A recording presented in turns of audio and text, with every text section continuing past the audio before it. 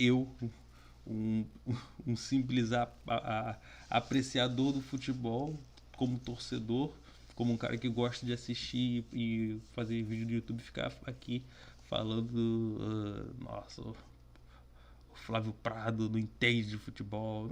Que bobagem, né? Eu não gosto do Mauro César Pereira. Não quer dizer que eu acho que o Mauro César Pereira não entende de futebol. Eu seria um idiota se eu falasse isso.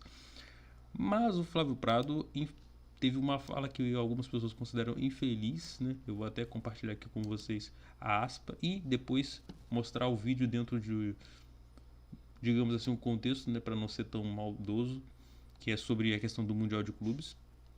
E ele fala aqui sobre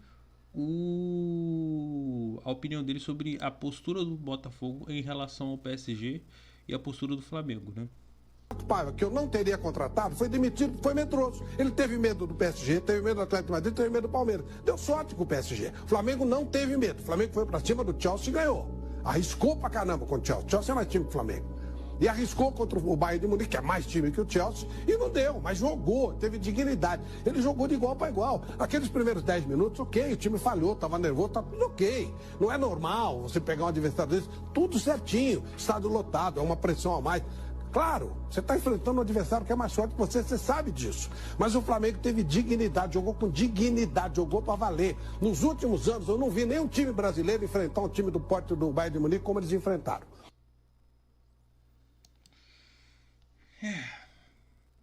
O Flávio que o Botafogo foi cagão ao jogar contra o PSG.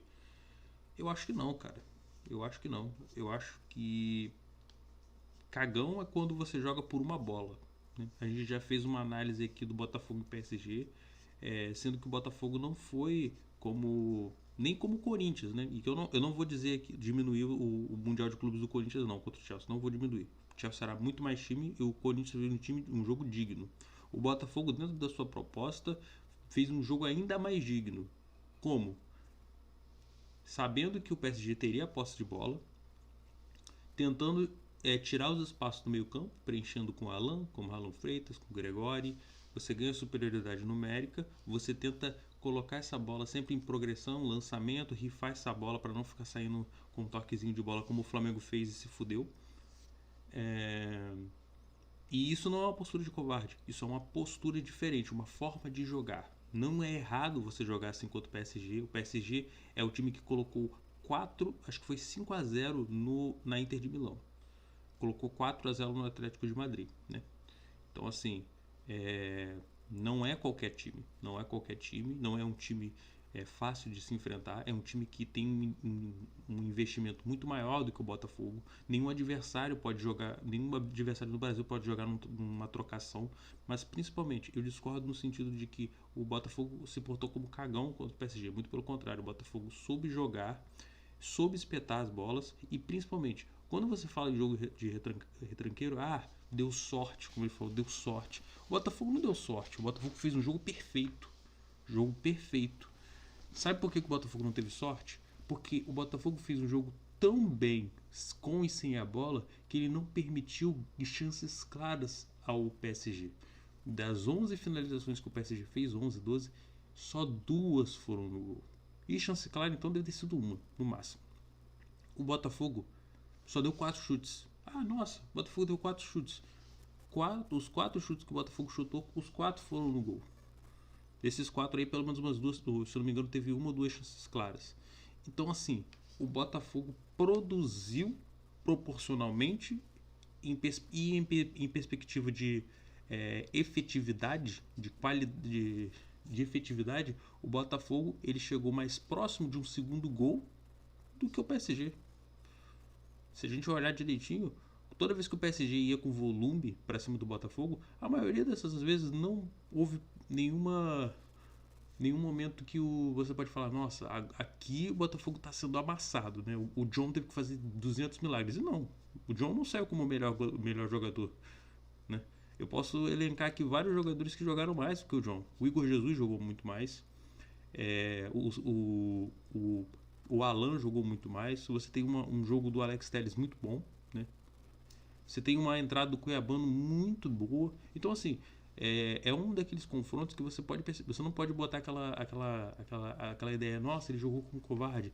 Por sorte, o John estava num dia que defendeu. Não, mentira. O John fez uma defesa no jogo. Uma grande defesa. Uma. Pra tá se fazendo. Né? Porque ele é um cara que entende muito de futebol.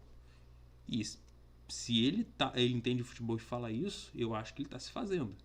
É a famosa história do pão. Eu não vou completar. Mas vocês sabem o que é, né? Quando você se faz de pão que você quer levar. O começo da fala dele é absurdo. Olha aqui. Eu prefiro perder do Bayern de Munique como o Flamengo jogou do que ganhar do PSG como o Botafogo ganhou. O jogo do Botafogo foi um jogo covarde, medroso, jogo de cagão. Já percebemos aqui que não, né? Que deu sorte.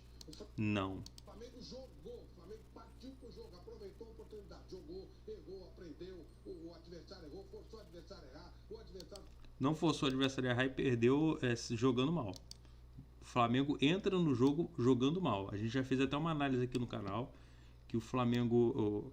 Ele até falou assim, não, nossa, tem uma hora que ele fala que os 10 minutos, né? Ah, não, pô, beleza, nos 10 minutos, nos primeiros 10 minutos o Flamengo jogou mal, mas depois começou a jogar bem mais.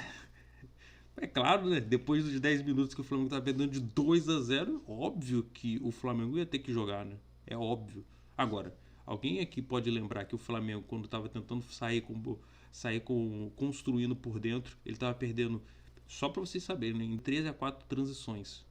Quando o Flamengo tentava fazer transição ofensiva, ele perdia essa bola. O Flamengo tentava tirar essa bola do Rossi, ele errava. Tem até um momento que 4 jogadores sobem em bloco do Bayern, né, fazendo aquela pressão alta. O Rossi dá o passe. O Wesley tenta devolver se eu não me engano, no Léo Pereira. Não consegue. E aí, se eu não me engano, o Harry Kane, se eu não me engano, consegue recuperar a bola, né, e consegue ganhar um cruzamento, né? E nessa saída de bola começou a acontecer os escanteios, né? O gol que sai, inclusive, sai exatamente dessa pressão, né? Não foi que, nossa, foi um gol achado.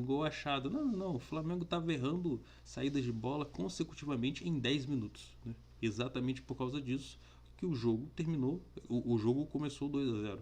Se você enfrenta, é aquilo que eu falei daquela última vez, né? Se você enfrenta um adversário como o Botafogo e erra 4 saídas de bola, você pode tomar um gol, né? Você joga no futebol brasileiro contra o Palmeiras, o Vitor Roque vai perder um gol, né? O Rossi vai fazer um milagre e o outro vai ser um gol. Beleza. Agora, quando você joga contra o Bayern, né? Você tem 3 chances, né? Você perde 3 saídas de bola, você toma 2, 3 gols. É isso aí. Porque do outro lado você tem o Harry Kane. Do outro lado você tem o Musiala. Do outro lado você tem jogadores que, se você comete um erro, esquece. E o Flamengo se portou exatamente quando ele fala, o Flamengo jogou de peito aberto. Não, o Flamengo foi suicida. O Flamengo não soube jogar. O Flamengo se portou contra o Bayern como se ele fosse grande contra o Bayern. E eu não estou falando de instituição, estou falando de time. O Flamengo não soube jogar. O mesmo erro do Botafogo, o Flamengo cometeu, só que de pontos contrários. O Botafogo só soube jogar de uma forma. Qual foi a forma? Em transição, jogando explorando o erro adversário. Deu certo contra um time, que um jogo do PSG fez muito sentido. Deu certo contra o Seattle, contra o Atlético e contra o Palmeiras não deu certo. Que o Botafogo realmente, dentro da perspectiva do tamanho do jogo e entendendo que o Botafogo poderia produzir, aí a gente pode dizer, foi covarde. Agora contra o PSG não. E aí a gente pensa, opa, o erro do Botafogo foi o quê? Foi jogar como covarde ou só saber jogar de uma forma? O Botafogo sabe jogar de outras formas no Brasileiro. Por que ele jogou no Mundial assim? Foi uma escolha. A escolha do Paiva, por isso que ele foi demitido. Não só por isso, né? O Flamengo também teve uma escolha nesse Mundial. Jogou da forma como ele sempre joga. E adivinha? Foi eliminado na mesma fase que o Botafogo, nas oitavas de final. Quem está no Mundial de Clubes dos times brasileiros? Fluminense e Palmeiras. Times que sabem jogar em mais de uma forma de jogo.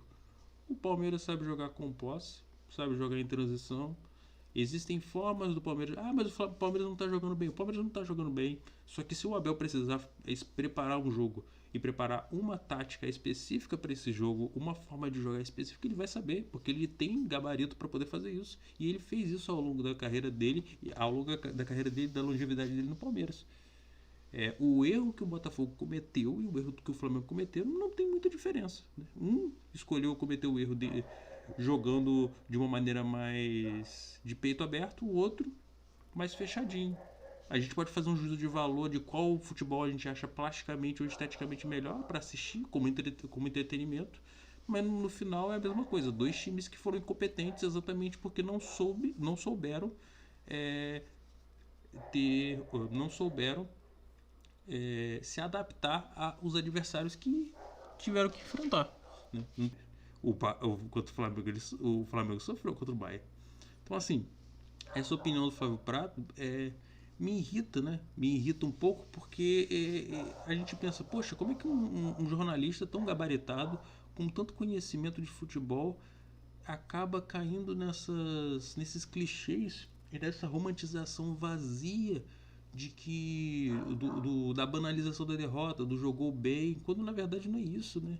A gente tem que parar de pensar que jogar de peito aberto contra qualquer adversário é uma coisa boa, não é. Você tem que saber entender cada jogo e cada elemento. O Botafogo e o Flamengo não souberam entender. Um jogou mais retrancado e por isso foi eliminado. O outro jogou ofensivamente com todo mundo e foi eliminado. Ficar fechadinho e ganhar o Mundial em cima do Real Madrid ou jogar de peito aberto e ser derrotado.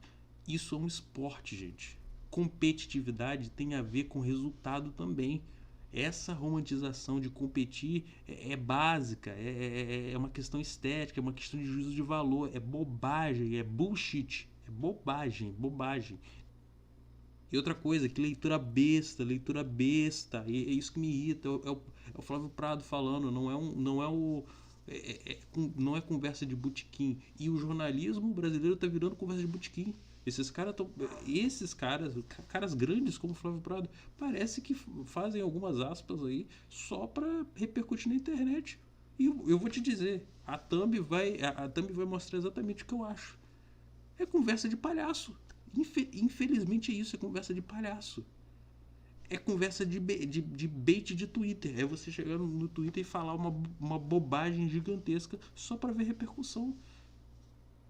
Isso tá enviesado não no viés jornalístico, né? Não tenho nada contra o jornalismo, mas no viés da comunicação, da web comunicação, da internet, que parece que todo mundo precisa ter uma opinião merda para poder explodir na internet.